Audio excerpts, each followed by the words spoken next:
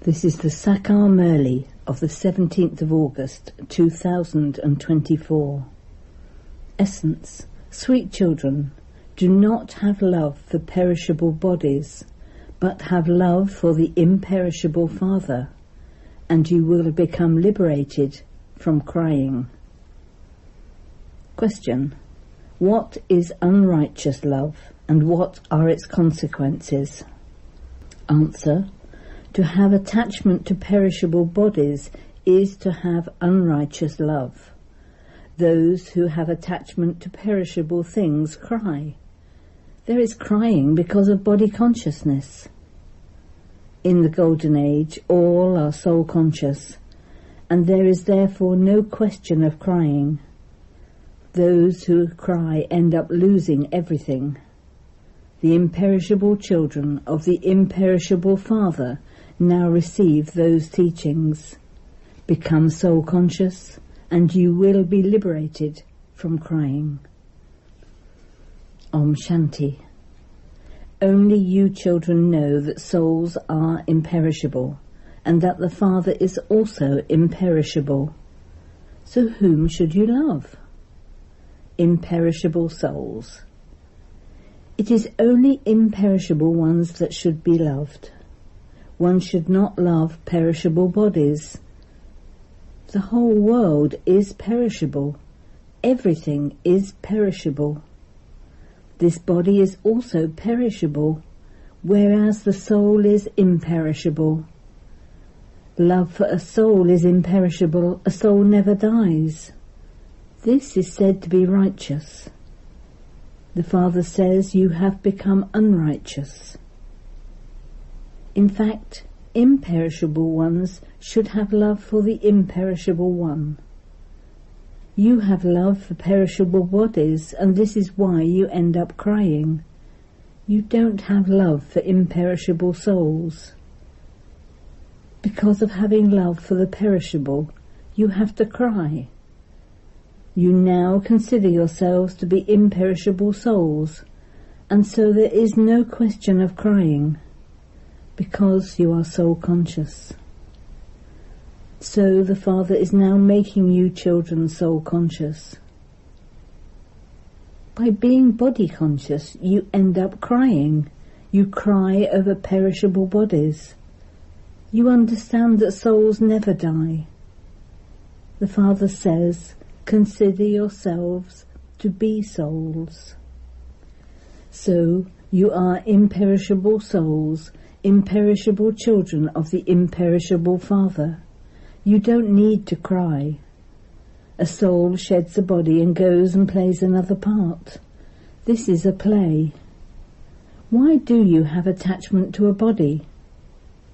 Break your intellect's yoga away from your body and all its relationships, and consider yourself to be an imperishable soul. Souls never die. It is also remembered those who cry lose out. By becoming soul conscious, you will become worthy. So the Father comes and makes you soul conscious from body conscious. He says, how is it that you have forgotten everything? You have had to cry for birth after birth. You are now being given teachings to become soul conscious once again. Then you will never cry. This is a world of tears, whereas that is a world of laughter. This is a world of sorrow, whereas that is a world of happiness. The Father gives you teachings in a very nice way.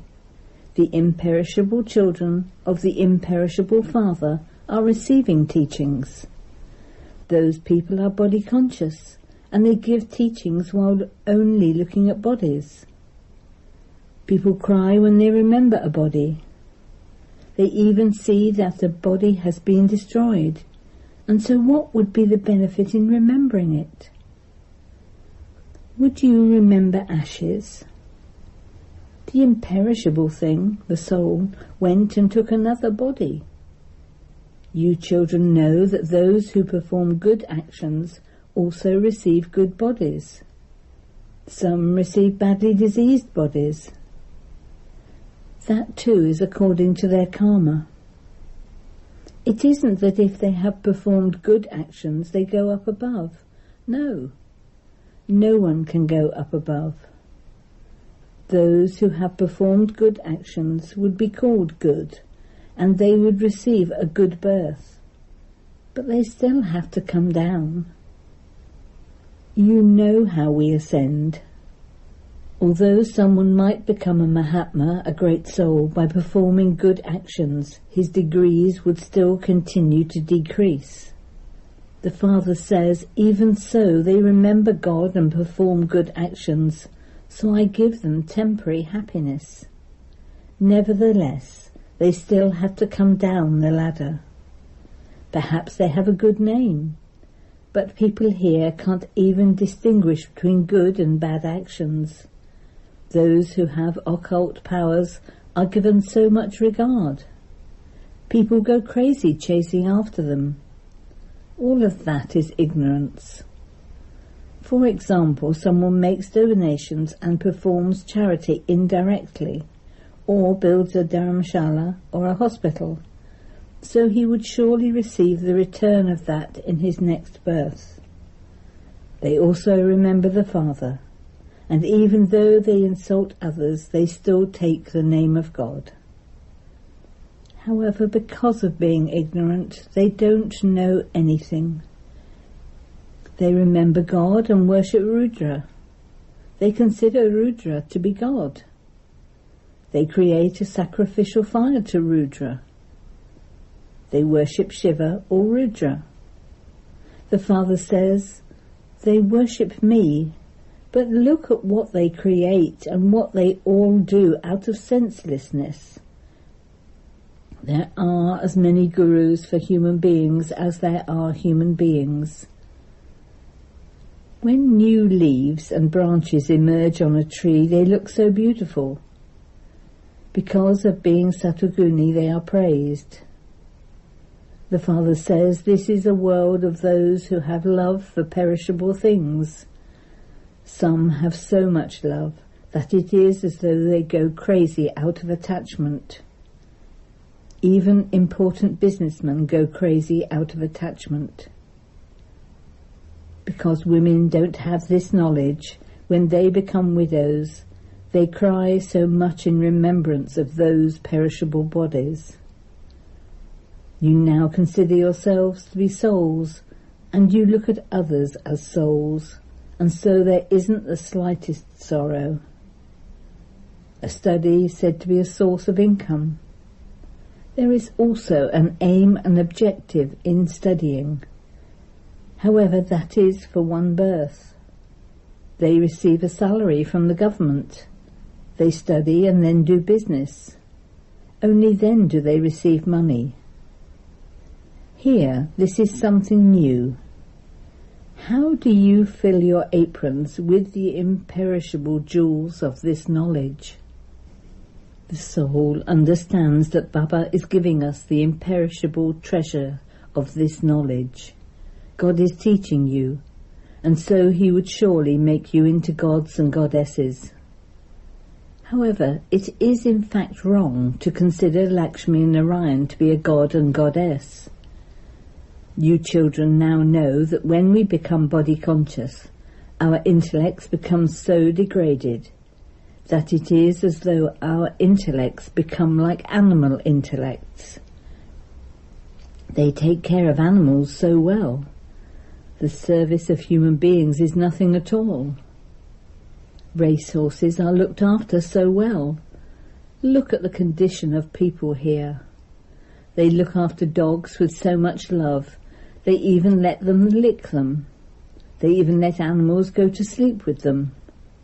Look what the condition of the world has become. This business does not exist there in the Golden Age. So the Father says, children, Maya, Ravan, has made you unrighteous. This is the unrighteous kingdom. People are unrighteous, and so the whole world becomes unrighteous. Look how much difference there is between the righteous world and this unrighteous world. Look at the condition of the Iron Age. I am establishing heaven, so Maya also shows you her heaven. She tempts you. There is so much artificial wealth. They believe they are sitting in heaven here. There aren't such tall buildings of 100 stories in heaven. Look how they decorate the buildings. There aren't even 2-story buildings there. There are very few people there. What would you do with so much land? Here people fight and quarrel over so much land. There, all the land belongs to you. There is the difference of day and night. Those are worldly fathers, and this one is the Parlokhic Father. What does the Parlokhic Father not give you children? You have been performing devotion for half a cycle. The Father tells you clearly, you don't receive liberation by doing that. That is, you cannot meet me through that.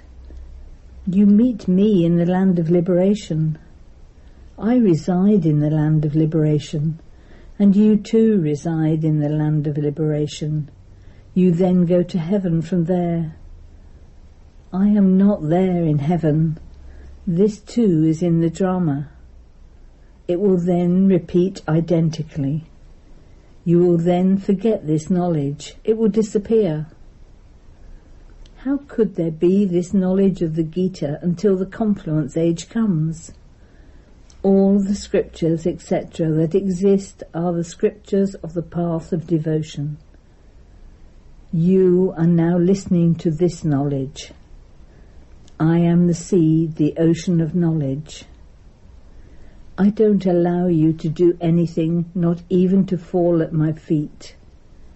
Whose feet would you fall at? Shiv Baba doesn't have feet. That would be falling at the feet of Brahma. I am your slave. He is said to be incorporeal and egoless. However, it is only when he comes here to act that he is said to be egoless. The Father gives you a lot of this knowledge. This is the donation of the imperishable jewels of knowledge. It is then up to you as to how much you take. Continue to take the imperishable jewels of knowledge and then donate them to others. It is said of these jewels, each jewel is worth hundreds of thousands. It is only the one Father who gives you multi-millions at every step. You have to pay a lot of attention to doing service. Your steps are of the pilgrimage of remembrance. You become immortal through that. There is no fear of dying. You shed a body and take another. You have heard the story of the king who conquered attachment. The Father sits here and explains to you. The Father is now making you become like that. This refers to the present time. People celebrate the Raksha Bandhan festival. That is a symbol of what time? When did God say become pure? What do people know of when the old world exists and when the new world exists? No one knows that. They definitely say that it is now the Iron Age. They say it was the Golden Age, but that it is not that now. They also believe in rebirth. They speak of 8.4 million births, and so that definitely means rebirth. Everyone remembers the incorporeal Father. He is the Father of all souls. He alone comes and explains to you. There are many physical fathers. Even animals are fathers of their children. You would not say of that one that he is the father of animals. In the Golden Age there is no rubbish. As are human beings, so is their furniture. There even birds, etc., are first class and beautiful. Everything there is very good. The fruit there is so sweet and large. Where does all of that go? The sweetness is removed and there is bitterness instead. When you become third class, everything else also becomes third class. The Golden Age is first class, so everything you receive there is first class. In the Iron Age, everything is third class. Everything goes through the stages of Sato, Rajo and Tamo. There is no pleasure here. Souls are Tamo Prithan, and so the bodies too are Tamo Prithan. You children now have this knowledge. There is the difference of day and night between that time and the present. The Father is making you so elevated. The more you remember Him, the more you will receive both health and wealth. What else do you need? If you don't have either of the two, there won't be happiness. For instance, if you have health but no wealth, of what use is that? It is remembered if you have money, go and tour around. Children understand that Bharat was the golden sparrow. Where is the gold now? Gold, silver and copper have gone, and now there is nothing but paper. Where would you get money from if the paper were to flow away in the water? Gold is very heavy. It would remain where it is.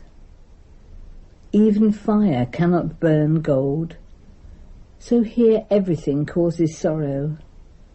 None of these things exist there. There is limitless sorrow here at this time. The Father comes when there is limitless sorrow. Tomorrow there will be limitless happiness. Baba comes and teaches you every cycle. This is not anything new. You should remain happy. You have nothing but happiness. This is the state of the final period. Ask the gopis and gopis about supersensuous joy. At the end you will understand everything very well. Only the Father tells you what real peace is. You claim the inheritance of peace from the Father. Everyone remembers Him. The Father is the ocean of peace. The Father explains who can go to Him. Such and such a religion comes at such and such a time. They cannot go to heaven. Many sages and holy men have now emerged, so they are praised. Since they are pure, they would definitely be praised. They have just newly come down. Older ones cannot be praised as much. They have experienced happiness and become Tamo Prithan. So many different types of gurus continue to emerge. No one knows this unlimited tree. The Father explains, there is as much expansion of devotion as the spread of a tree, whereas this knowledge, the seed, is so small. Devotion takes half a cycle, whereas this knowledge is just for this one final birth. You receive this knowledge and become the masters for half a cycle. Devotion ends and it becomes the day. You are now becoming cheerful for all time. This is called the imperishable lottery from God. You have to make effort for this. There is so much difference between this godly lottery and a devilish lottery. Acha. To the sweetest beloved, long lost and now found children, love, remembrance and good morning from the Mother, the Father, Bapdada. The spiritual Father says Namaste to you spiritual children, and we spiritual children say Namaste to the spiritual Father. Essence Vedana 1. You earn multi-millions in every step of remembrance. It is by doing this that you attain an immortal status. Donate the imperishable jewels of this knowledge that you receive from the Father. 2. Be soul conscious and experience limitless happiness. Remove your attachment from bodies and remain constantly cheerful. Become a conqueror of attachment. Blessing. May you be a special soul and constantly stay in spiritual pleasure by considering every moment to be your final moment. The confluence age is the age to stay in spiritual pleasure, and so you must continue to experience spiritual pleasure at every moment. Never become confused about any situation or any test, because this is the time of untimely death. If instead of being in pleasure you become confused for even a short time, and that happens to be your final moment, what would then be your final moment? This is why you are taught the lesson of being ever ready. Any second can be deceptive, and so you must consider yourself to be a special soul and create every thought, speak every word, and perform every act while constantly staying in spiritual pleasure. Slogan. In order to become unshakable, finish anything wasteful or impure. Om Shanti.